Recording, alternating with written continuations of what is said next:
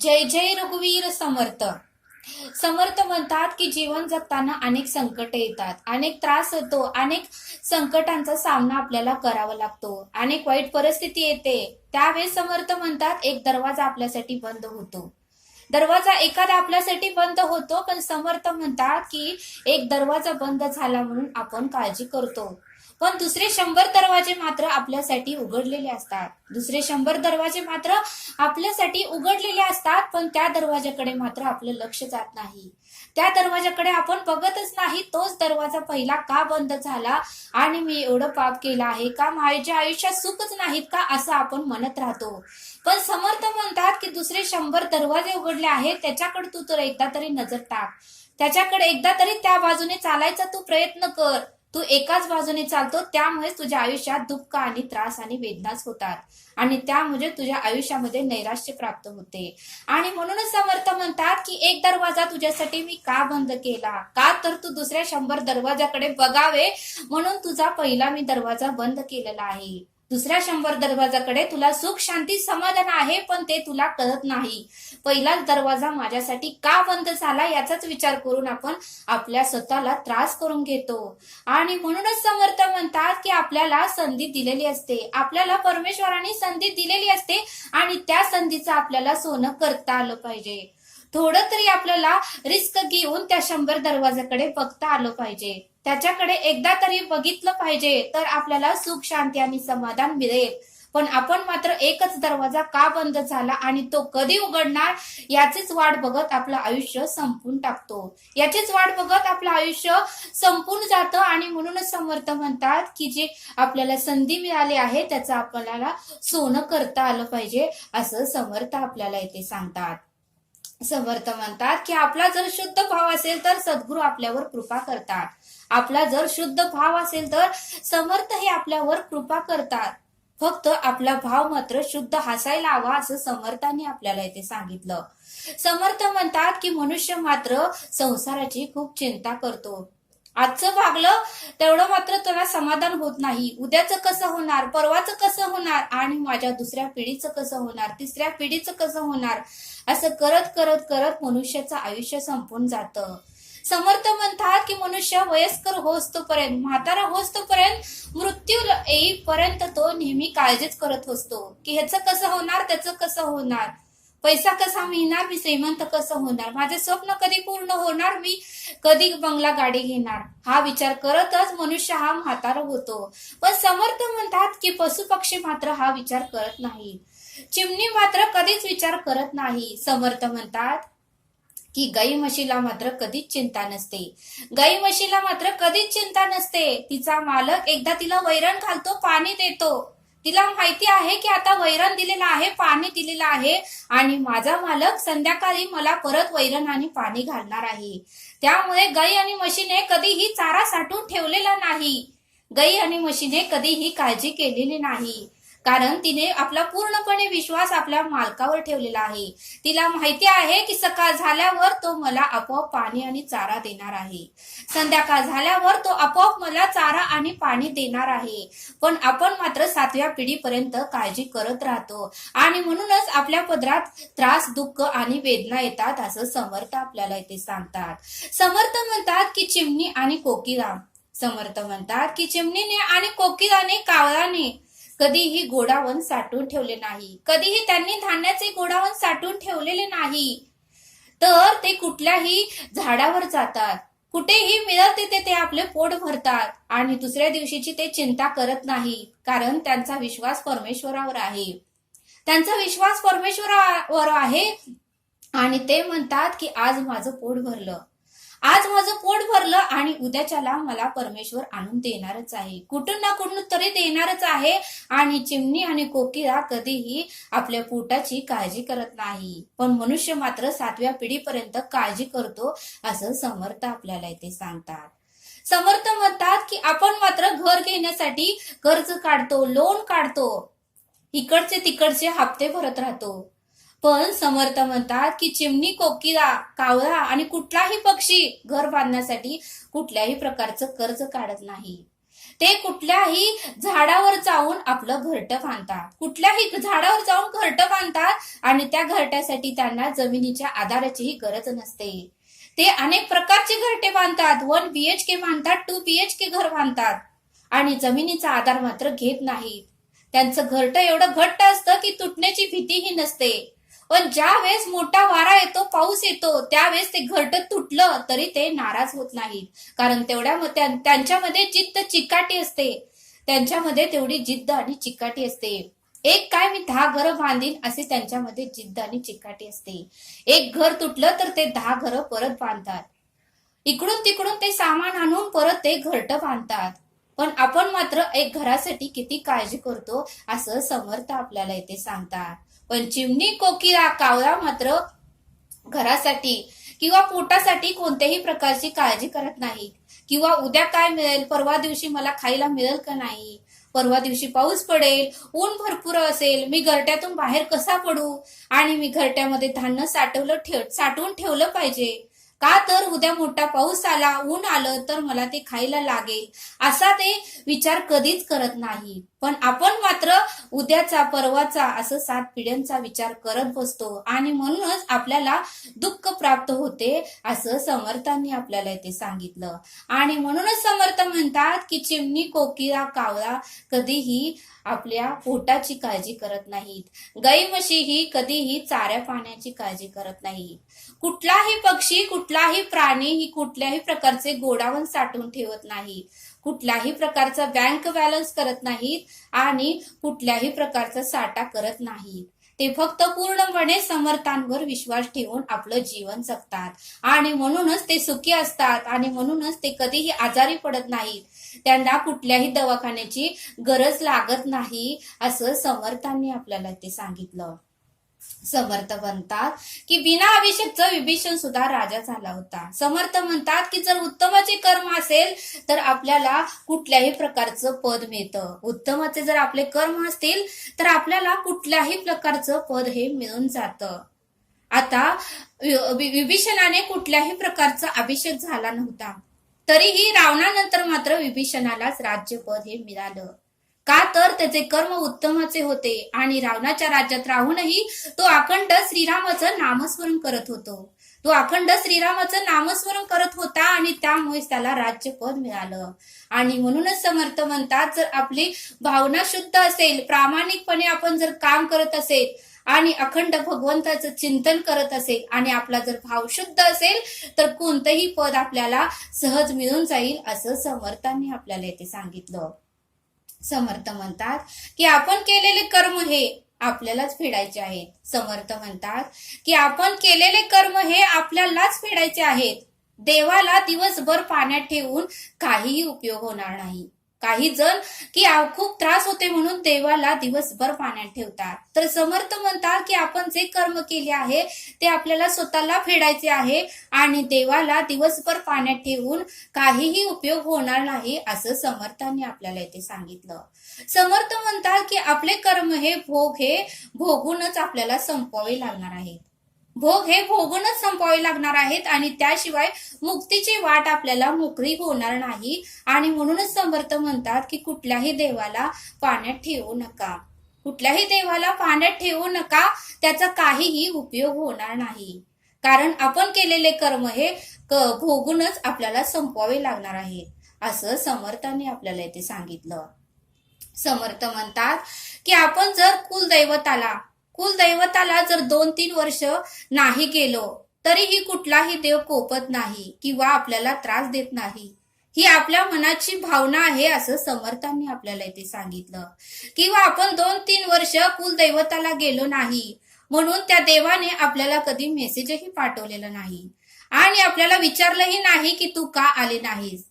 तो कुलदैवत म्हणतोय की तुझ्या घरामध्ये तू बसून माझं चिंतन कर, माझं नामस्मरण कर, माझ्याकडे तुला यायची काहीच गरज नाही. तू जर अखंड माझं चिंतन केलं, नामस्मरण केलं तर घरामध्येच मी तुला दर्शन द्यायला येईल असं तो आपला कुलदैवत म्हणत असतो. पण आपल्या मनाची भावना असते की कुलदैवत आपल्यावर कोपला आहे. देव कोपतच नाही, कोपतो तो देवच नाही असं समर्थांनी आपल्याला इथे सांगितलं. आणि म्हणूनच समर्थ म्हणतात की आपण जर त्या कुलदैवताचं घरामध्ये बसून नामस्मरण केलं तरी तो आपल्याला दर्शन द्यायला येईल, असं समर्थांनी आपल्याला इथे सांगितलं. समर्थ म्हणतात की कोणीही आश्रमात आलं, समर्थांच्या आश्रमात कोणी जरी आलं तर त्याला संकटातून समर्थ सोडवणारच आहे. त्याला कुठल्याही संकटातून समर्थ हे सोडवणारच आहेत. फक्त आश्रमात जाण्याची आपली भावना पाहिजे, असं समर्थांनी आपल्याला इथे सांगितलं. समर्थ म्हणतात की आईला तुम्ही दुखवू नका, असं समर्थ आपल्याला ते सांगतात. समर्थ म्हणतात की आई दिवसभराच काम करते, कष्ट करते, रात्रंदिवस मुलांसाठी झटते आणि कष्ट करून स्वयंपाक करते, सर्वांना जीव घालते. पण समर्थ म्हणतात की ज्या वेळेस ती आई आजारी पडते, समर्थ म्हणतात की ज्या वेळेस ती आई आजारी पडते त्यावेळेस त्या आईला कशाचीही इच्छा नसते. फक्त तिला इच्छा असते की आपल्या मुलाने आणि आपल्या मुलीने फक्त मला विचारावं की आई तुला काय होत आहे, तुला बरं वाटत नाही का, आणि मी तुला दवाखान्यात नेतो, तुला बरं वाटत नाही का, तू आजारी आहेस का, असं एकदा तरी आपल्या मुलाने आणि मुलीने विचारावं. आणि एवढीच आईची इच्छा असते. एवढं जरी आपण विचारलं तरी आईचा 50% आजार हा तिथेच कमी होतो. एवढं जरी मुलीने विचारलं तरी आईचा 50% आजार तेथेच कमी होतो. पण समर्थ म्हणतात की आपल्याला विचारता आलं पाहिजे. आजचं धगधगतं कलियुग चालू आहे. मुलींना आणि मुलांना या कामामध्ये एवढं व्यस्त आहेत, मोबाईल बघण्यामध्ये व्यस्त आहेत, कामामध्ये व्यस्त आहेत. ते घरी काय चालले आहे, आईला बरं नाही का, हे सुद्धा विचारत नाहीत. मग समर्थ म्हणतात की दुसरी तिसरी आईची इच्छा नसते. फक्त आजारी पडल्यावर एकदा तरी आपल्या मुलाने, आपल्या बाळाने आपली चौकशी करावे आणि एवढीच त्या आईची इच्छा असते, असं समर्थ आपल्याला इथे सांगतात. समर्थ म्हणतात की आजकाल 30-35 वर्षाची मुलं झालेत, 30-35 वर्षाची मुलं झाले आहेत, तरीही त्यांच्यामध्ये समजूतदारपणा जराही नाही. तर समर्थ म्हणतात की समजूतदारपणा कधी येणार, समर्थ म्हणतात की समजूतदारपणा तरी कधी येणार, असं समर्थ आपल्याला इथे सांगतात. 30-35 वर्षाची मुलं झाली तरीही थोडाही त्यांना समजूतदारपणा नाही, तीही लहान मुलांसारखेच वागतात. मग समजूतदारपणा तरी कधी येणार, असं समर्थ आपल्याला इथे सांगतात. समर्थ म्हणतात की जर आपलं आरोग्य उत्तमच राहावं, आपल्याला दवाखान्यात पैसा खर्च करू नये आणि आपलं आरोग्य हे मृत्यू येईपर्यंत उत्तमच राहावं, असं जर प्रत्येकाला वाटत असेल तर संध्याकाळी देवापाशी दिवा लावा. संध्याकाळ झाली की देवापाशी दिवा लावा आणि रोज न चुकता शुभम करोती कल्याणम आरोग्यम धनसंपदा हे तुम्ही म्हणा, असं समर्थांनी आपल्याला इथे सांगितलं. मुलांना तर सांगाच, पण तुम्ही स्वतः सुद्धा रोज शुभम करोती म्हणा, रोज देवापाशी दिवा लावा.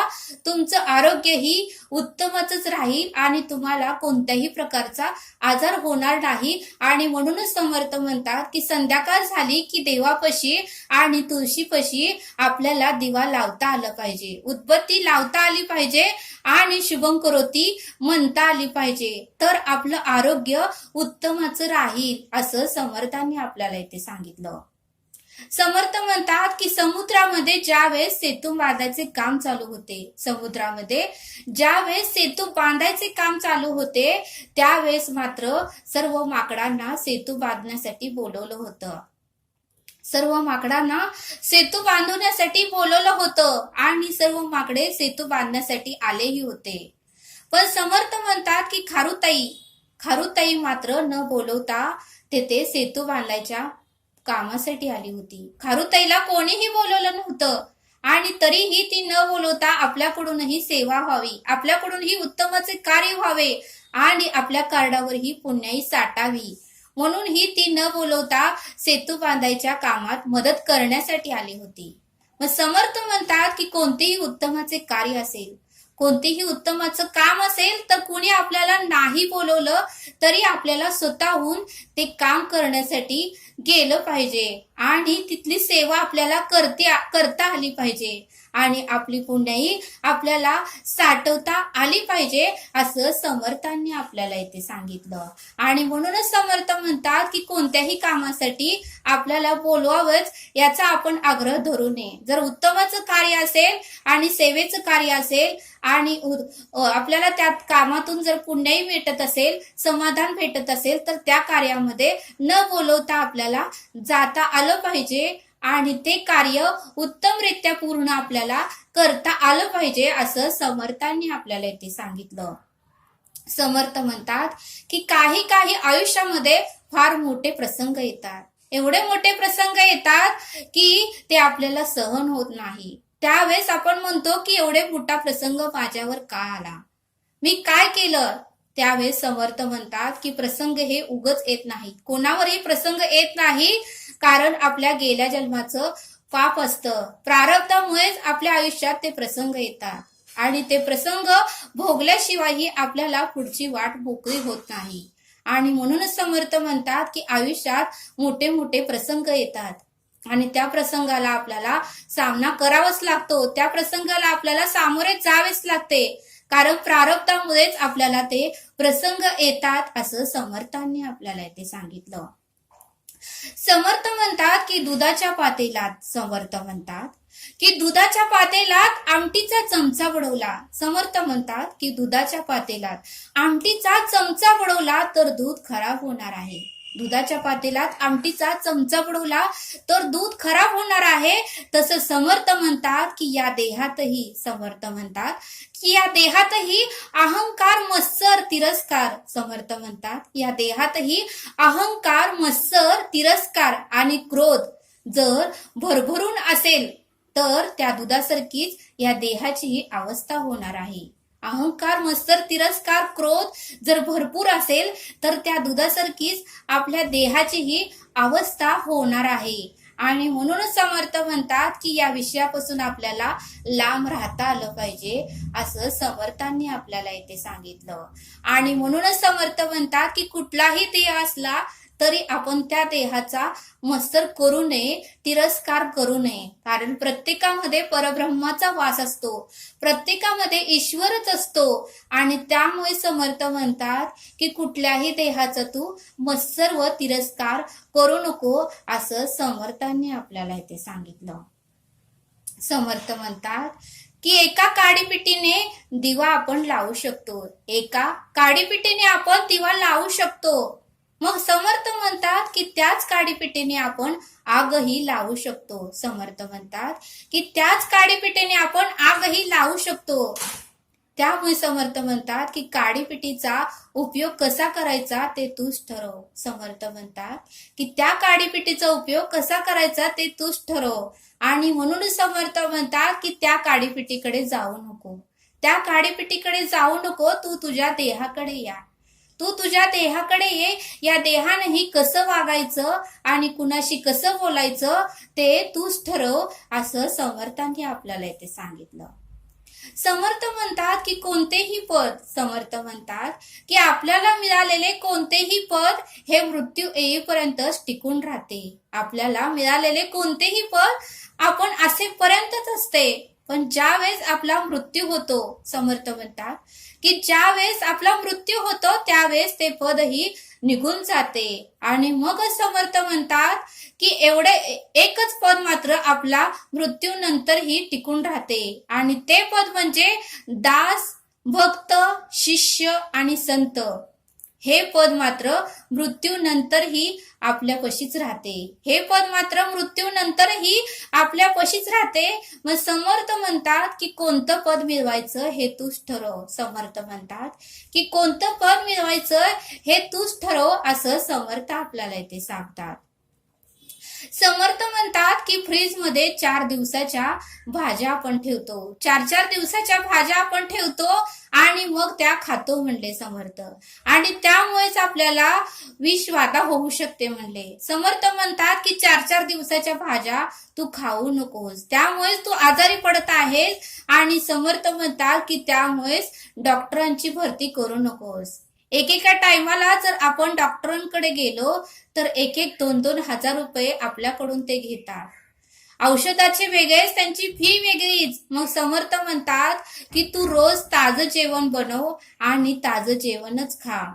एखादी वाटीभर भाजी शिल्लक राहिली तर तू कोणाला तरी दे, आणि ती जर खराबच झाली तर तू विचार न करता ती टाकून दे. कारण तू जर एक वाटी खराब होते म्हणून खाल्ली तर इकडे 2,000 रुपये दवाखान्याला तुला भरावे लागतात. आणि म्हणून समर्थ म्हणतात की तू जास्त करूच नको की जेणेकरून फ्रीज मध्ये ठेवावे लागेल. जास्त तू करूच नको की जेणेकरून फ्रीज मध्ये ठेवावे लागेल. जेवढं तुला आवश्यकता आहे, जेवढी गरज आहे, तेवढाच तू स्वयंपाक बनव, असं समर्थांनी आपल्याला इथे सांगितलं. आणि म्हणूनच समर्थ म्हणतात की हल्दी खा. समर्थ म्हणतात की हल्दीच खा आणि हल्दीच राहा, आणि ताजच बनव आणि ताजच खा, आणि तुझं आरोग्यही उत्तमच ठेव, असं समर्थांनी आपल्याला इथे सांगितलं. समर्थ म्हणतात की बेलाचे पान शंकराला आपण अर्पण का करतो? बेलाचे पान शंकराला आपण अर्पण का करतो? कारण त्या देठाचे निवेदन होते. त्या देठाचे निवेदन होते आणि त्या देठानेही 3 पानं घट्ट धरून ठेवली होती. त्या देठानेही 3 पानं घट्ट धरून ठेवली होती, आणि ती 3 पानं म्हणजे ब्रह्मा विष्णू महेश. ती 3 पानं म्हणजे ब्रह्मा विष्णू महेश, आणि ती बेलाची पानं आपण शंकराला वाहतो. का तर तेवढं बेलाच्या पानाला महत्व आहे, तेवढं बेलाच्या पानाला महत्व आहे, आणि म्हणूनच आपण शंकराच्या पिंडीला बेलाचे पान अर्पण करतो. कारण त्या देठाने घट्ट धरून ठेवलं होतं, त्या 3 पानांना म्हणजे ब्रह्मा विष्णू महेशांना धरून ठेवलं होतं, आणि म्हणूनच ते पान आपण सोमवारी किंवा इतर दिवशी महादेवाला अर्पण करतो, असं समर्थांनी आपल्याला इथे सांगितलं. समर्थ म्हणतात की काशीमध्ये आपण जातो, काशीमध्ये जातो आणि स्नान करतो, तरीही आपलं पाप धुतलं जात नाही. समर्थ म्हणतात की स्नान करून कोणाचंही पाप धुतलं जाणार नाही, कोणाचंही पाप धुतलं जाणार नाही. त्यासाठी आपल्याला उत्तमाचे कर्म करावेच लागतील, असं समर्थांनी सांगितलं. त्यासाठी आपल्याला उत्तमाचे कर्म करावेच लागतील, आणि तरच आपलं पाप कमी होणार आहे, असं समर्थांनी आपल्याला इथे सांगितलं. समर्थ म्हणतात की वाल्मिकाने जन्म व्हायच्या अगोदर रामायण लिहिलं होतं. वाल्मिकाने रामाचा जन्म होण्याच्या आधी रामायण लिहिलं होतं. का तर त्या वाल्मिकाला तेवढं सामर्थ्य मिळालं होतं. वाल्मिकाने अखंड नामस्मरण केलं होतं, श्रीरामाचं अखंड नामस्मरण केलं होतं. त्या वाल्मिकाला राम म्हणताही येत नव्हतं. वाल्मिकाला राम म्हणताही येत नव्हतं.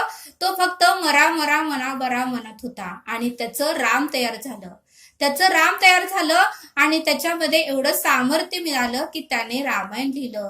आणि म्हणूनच म्हणतात की उलट्या नामापोटी वाल्मिक तरला उठाउटी, चरित्र लिहिले रघुनंदनाचे शतकोटी. ज्यावेळेस तो नामस्मरण करायला बसला होता त्यावेळेस वाघ आले, सिंह आले, पूर्ण देहाला वारू तयार झालं.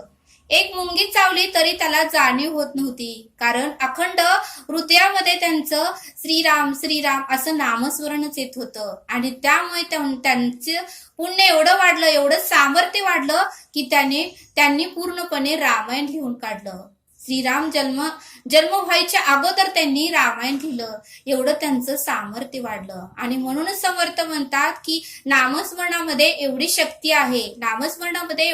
आहे की अशक्य कार्यही नामस्मरण शक्य करून दाखवतो. आणि म्हणूनच समर्थ म्हणतात की अखंड भगवंताचं नामस्मरण आपल्याला करता आलं पाहिजे. समर्थ म्हणतात की अजामेळ ब्राह्मण होता. समर्थ म्हणतात की अजामेळ हा ब्राह्मण होता. एका दृश्यामध्ये तो अडकला आणि त्याचे खूप पाप घडले, आणि त्याने मात्र आपल्या मुलाचे नाव नारायण ठेवले होते. ज्यावेळेस त्याची जायची वेळ आली, ज्यावेळेस त्याचा शेवटचा दिवस आला, त्यावेळेस तो विचार करू लागला की माझ्या मृत्यूनंतर माझ्या मुलाचं कसं होणार, माझ्या नारायणाचं कसं होणार. आणि म्हणून तो अखंड नारायण नारायण नारायण असं नामस्मरण करत होता. आणि असं करत असतानाच त्याचा मृत्यू झाला. आणि एवढ्याच नामस्मरणाने त्याला सायुज्य मुक्ती प्राप्त झाली. एवढ्याच नामस्मरणाने त्याला सायुज्य मुक्ती प्राप्त झाली. आणि म्हणून समर्थ म्हणतात की नामस्मरणामध्ये प्रचंड शक्ती आहे, असं समर्थ आपल्याला इथे सांगतात.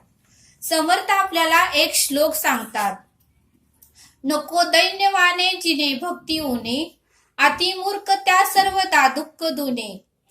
धरी रे मना आदरे प्रीतरामी, नको वासना हेम धामी विरामी. या श्लोकाचा अर्थ समर्थ सांगतात की हे मना ज्या जीवनात भक्ती नाही, हे मना ज्या जीवनात भक्ती नाही, ते जिनेच दैन्यवाने, ते जिनेच दैन्यवाने आहे. असे कोरडे प्रेमहीन जगणेच नको. जो अज्ञानी आहे, ज्याला विषयाच्या लालसेमुळे दुप्पट दुःख भोगावे लागते. आणि म्हणूनच तू अत्यादराने केवळ रामावरच प्रेम कर. जेथे राम नाही असे सोन्याचे घर मिळावे, अशी वासनाही तुला नसावी, असा या श्लोकाचा अर्थ समर्थांनी आपल्याला इथे समजावून सांगितला. तरी आता आपण येथेच थांबूया. हा व्हिडिओ आवडल्यास सबस्क्राईब करा. भेटूया पुढील भागात. धन्यवाद.